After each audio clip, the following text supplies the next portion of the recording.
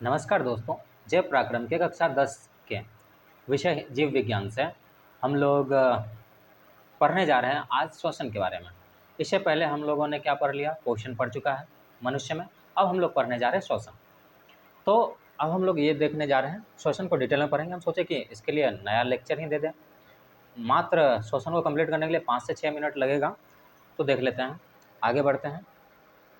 तो हाँ, आगे बढ़ने से पहले याद कर लें कि अगर आपको नोट्स चाहिए तो आप मेरा व्हाट्सएप ग्रुप ज्वाइन कर सकते हैं या व्हाट्सएप ज्वाइन कर सकते हैं, और आप हमारे इंस्टाग्राम को फॉलो कर सकते हैं जो कि बोर्ड चैनल के नाम से है @boardexam24। और आप हमारे चैनल को पहली बार आए हैं तो सब्सक्राइब ज़रूर कर लीजिएगा, क्योंकि इससे आप जान ही रहे हैं हमें सहानुभूति मिलती है और हम आगे बढ़ते हैं। तो चलिए आपके लिए मेहनत करते हैं, आप लोग मेरे साथ दें। तो चलिए हम लोग आगे बढ़ते हैं। हम लोग आगे बढ़ते हैं। पोषण पढ़ चुके हैं, पोषण के टाइप्स पढ़ चुके हैं, रंध्र का काम क्या है ये भी पढ़ चुके हैं, विषम पोषण क्या होता है ये भी पढ़ चुके हैं, और पैरामीशियम में पोषण कैसे होता है ये भी पढ़ चुके हैं। मुंह में कितना भोजन पचता है ये भी देख चुके हैं हम लोग। क्षुधांत्र में क्या क्या चीज़ कैसे बदलता है ये देख चुके हैं हम लोग। अब हम लोग पढ़ने जा रहे हैं श्वसन यानी रेस्पिरेशन।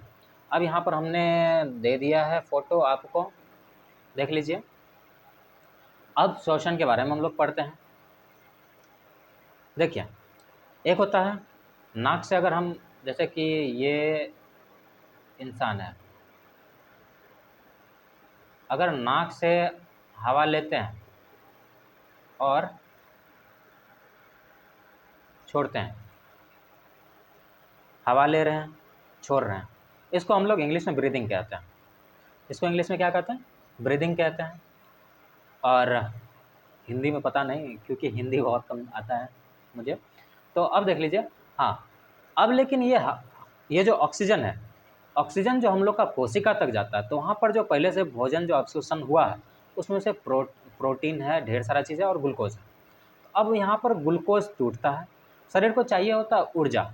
तो अब ये ग्लूकोज टूटेगा पायरूवेट में।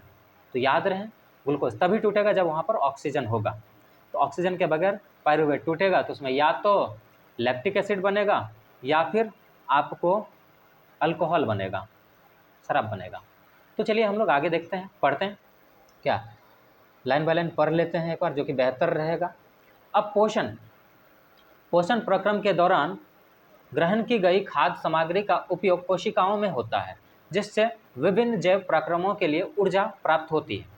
ऊर्जा उत्पादन के लिए कोशिकाओं में भोजन के विखंडन को कोशिकीय श्वसन कहते हैं। अब जो भोजन हम खाएं उसका विखंडन कोशिका में होता है। अब ये मत सोचेगा कि आप चावल खाएं तो चावल कोशिका में जा रहा है, जी नहीं। आप जो चावल खाएं वो तो टूट गया है, टूट गया आपका क्षुधांत्र में ही। अब क्षुधांत्र में टूट गया, लेकिन वो उससे जो रस अवशोषित हुआ, कार्बोहाइड्रेट्स मिला, वो टूटेगा ऑक्सीजन की उपस्थिति में। इसको हम लोग क्या कहते हैं? कोशिकीय श्वसन कहते हैं। तो चलिए हम लोग आगे बढ़ते हैं।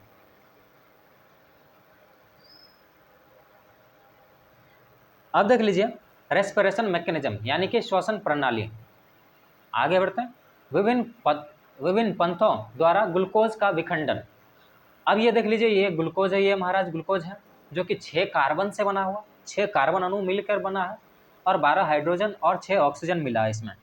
अब देख लीजिए, अब ये टूटता है, ये कोशिका द्रव्य है, ये कोशिका द्रव्य है, कोशिका द्रव्य में ये ग्लूकोज है। अब ये ग्लूकोज टूटेगा कहाँ? माइटोकॉन्ड्रिया में जाके। माइटोकॉन्ड्रिया को हम लोग पावर हाउस कहते हैं हमारे शरीर का। अब वहाँ पर क्या हुआ? ग्लूकोज गया, टूटा क्या चीज़ में? पायरूवेट बन गया, पायरूवेट प्लस ऊर्जा। तो अब पायरूवेट 3 कार्बन से बना हुआ है, देख ही रहे हैं आप लोग। अब देख लीजिए क्या होता है। अब पायरूवेट अगर ऑक्सीजन की अनुपस्थिति में टूटता है, यानी कोशिका में ऑक्सीजन की अनुपस्थिति में अगर पायरूवेट टूट रहा है तो क्या क्या बन रहा है देख लीजिए।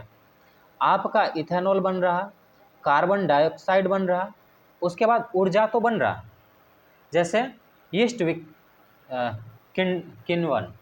अब जैसे कि यीस्ट के अंदर जो होता है फर्मेंटेशन, उसके अंदर ये बताया जा रहा है ऊर्जा बहुत कम बन रहा। इथेनॉल को हम लोग कहते हैं अल्कोहल भी कहते हैं।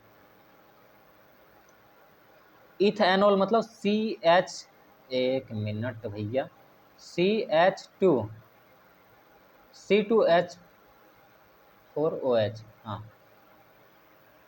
C2H4OH, एक मिनट, C2H5OH गलत लिखे थे, C2H5OH, ये हो गया। एक मिनट, लेट्स प्रैक्टिस।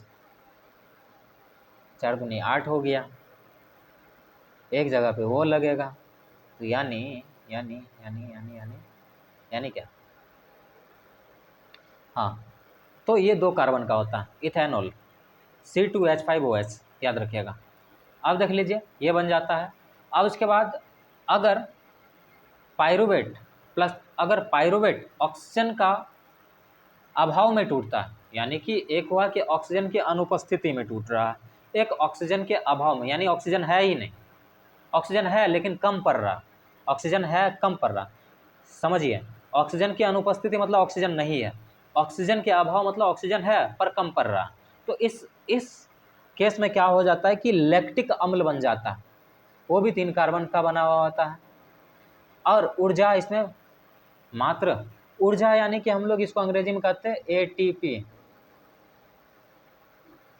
ये जो बनता है मात्र 2 एटीपी बनता है आपको। अब देख लीजिए तीसरा में क्या बात है, ऑक्सीजन की उपस्थिति में क्या बनता है, कार्बन डाइऑक्साइड में टूटता है, फिर जल, फिर ऊर्जा, और इसमें ऊर्जा जो है बहुत ज़्यादा बनता है, ऑक्सीजन की उपस्थिति में ऊर्जा बहुत ज़्यादा बनता। तो आप देखे होंगे कभी स्कूल के लिए लेट हो रहे हैं या फिर कोई काम के लिए लेट हो रहे हैं, तो एकदम दौड़ करके जाते हैं, फिर बाद में आपका पैर भयंकर दर्द करता है। इसका मतलब वहाँ पर क्या हो गया, ऑक्सीजन का अभाव हो गया और वहाँ पर आपका लैक्टिक अम्ल बन गया। क्या बन गया वहाँ पर, लैक्टिक अम्ल बन गया, समझे। तो ये लैक्टिक अम्ल आपको दर्द करवाता है, तो इसको कुछ नहीं करते हम लोग, गर्म पानी से अगर धो दें या मसाज कर दें तो ठीक हो जाएगा, या फिर थोड़ा देर आराम कर ले तो भी वो ठीक हो जाएगा। अब देखिए श्वसन भी 2 प्रकार के होते हैं, श्वसन 2 प्रकार के, एक एरोबिक होते हैं, एक एनारोबिक होते हैं।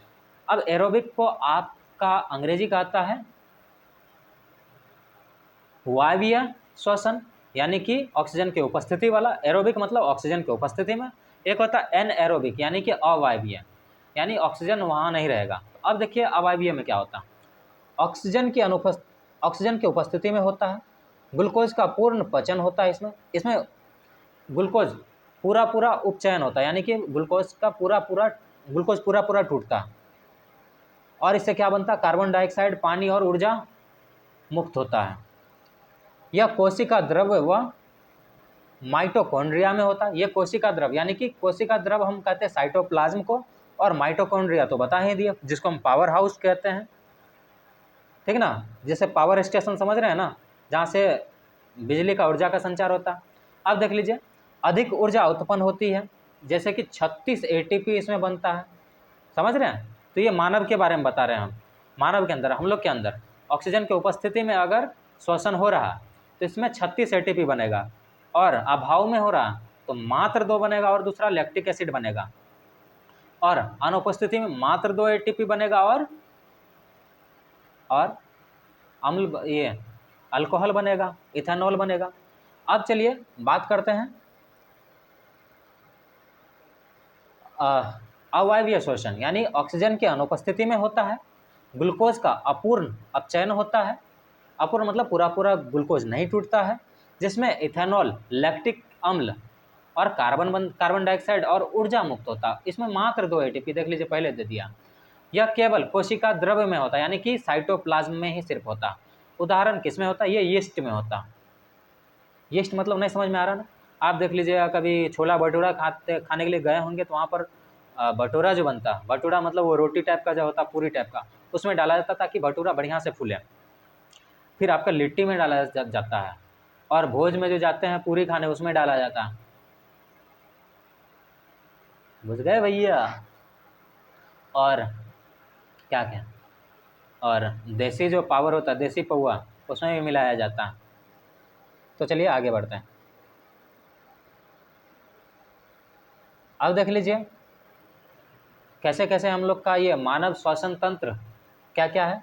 पहले क्या, नसा द्वार मतलब नासिका, नसा द्वार, फिर ग्रसनी है, फिर कंठ है, फिर श्वास नली है, और फिर श्वासनी है, फिर श्वसनिका है, फिर फुफ फिर क्या है, फुफ्फुस, फुफ्फुस यानी फेफड़े है, फिर कुपिका कोश है, फिर रुधिर वाहिकाएं। अब नासिका मतलब नॉस्ट्रिल्स में जाएगा, फिर उसके बाद फिर माउथ में जाएगा, फिर कंठ में जाएगा, उसके बाद ट्रेकिया में जाएगा, ट्रेकिया से फिर श्वास नली, और उसके बाद जो है ऐसे ऐसे करके फेफड़े में जाएगा, फेफड़ा से फिर कहाँ जाएगा, एल्वियोलाई में, एल्वियोलाई से ब्लड वेसल्स, बुझे, ऐसे करके एल्वियोलाई होता है आपका। और इसमें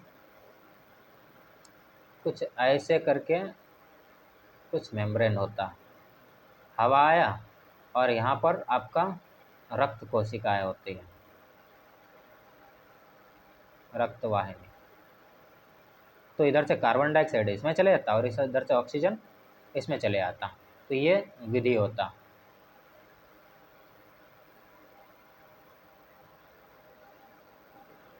अच्छा, अब मानव श्वसन पहले, लेकिन टाइम देख ले रहे हैं, टाइम बहुत हो गया, इसको यहीं पर ख़त्म कर लेते हैं। मानव श्वसन का लेक्चर 2 हो जाएगा। तो चलिए